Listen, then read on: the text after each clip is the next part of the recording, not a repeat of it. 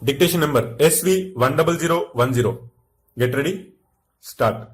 In discussing the demands for grants of the Finance Ministry, we have got to see to what extent the administration of this particular ministry has led to the development of our national wealth and the securing of the welfare which our state claims to have in view. Madam, we must try to analyze very carefully the working of this particular ministry because it is not merely a department of the government, so to say, but it is the nerve center of the administration of the country.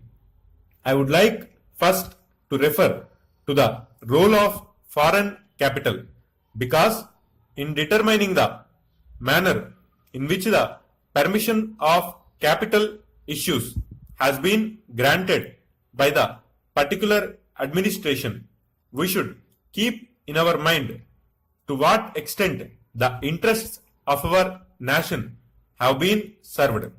I fully endorse the statement which the previous speaker has made so far as repatriation of the investments made by foreigners and of profits are concerned. We have dealt with this topic quite a number of times and I do not want to reiterate anything apart from only supporting what the honorable member who just now spoke said. I would now like to deal with the investments of foreigners in India.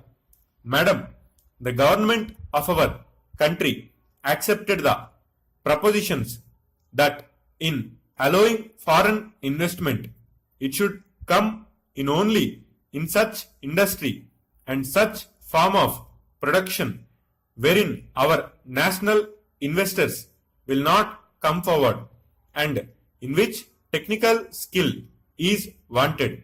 There is also one other factor which the industrial policy of our government of 1948 as adumbrated further in 1949 by the Prime Minister laid down.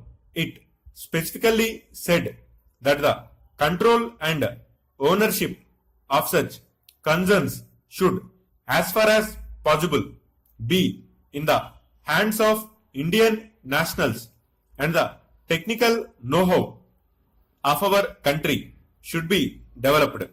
I would like to emphasize the figures that have been put forward for the last few years from 1997 till the end of 2012 or the early part of 2012. It has been reported that rupees 19,000 crores of foreign capital have been allowed to be invested in our country. Of that, practically more than rupees 6,000 crore have been allowed to be invested in managing agency and trading enterprises in our country. So far as the government policy is concerned, we find that a sum of rupees 4 crores has been allowed to be invested this year. We do not know how it is to be used up. We have been told that during the period 2008-13, nearly rupees 35 crores have been allowed to be invested in textile machinery and generally in the textile industry. We have seen to what extent cotton and jute have been dominated by the national capital and to what extent they play the role as against the demand for them. We know further what the government is doing in regard to these industries and how the Indian counterpart in these industries are behaving, then why this further penetration of foreign capital? Even in regard to the expansion scheme, we find that paints, soaps, electric fans and machine tools are some of the industries where the government has allowed foreign interest to establish or expand their factories. It will adversely compete with the production of the country. When the indigenous producers do not find any market in this sphere, therefore, we have got to see to what extent the capital issue has been regulated by this government and particularly by the finance department, so that the national well-being of the country could be guaranteed. Then we have got to look into the fact as to how far the new industries are allowed to function. So far as the oil refineries are concerned, some of them have been established and some more are going to be established very soon. In the control of the administration, the Indians have no share. There are only preference shareholders and they have no voice in the management. So far as administrative aspect in this industry is concerned, the most important part of it is the technical know-how.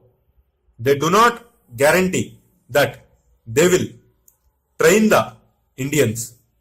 That means they say even after 20 years we will have to face the problem of the know-how in respect of the oil refineries. I do not know why the government are showing softness to foreigners in this matter. Then we have another investment in collaboration with the Indian chemical industries for the manufacture of civil explosives.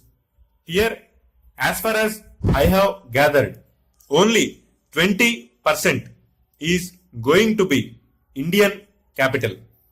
The majority of the shares will remain with the Indian chemical industries.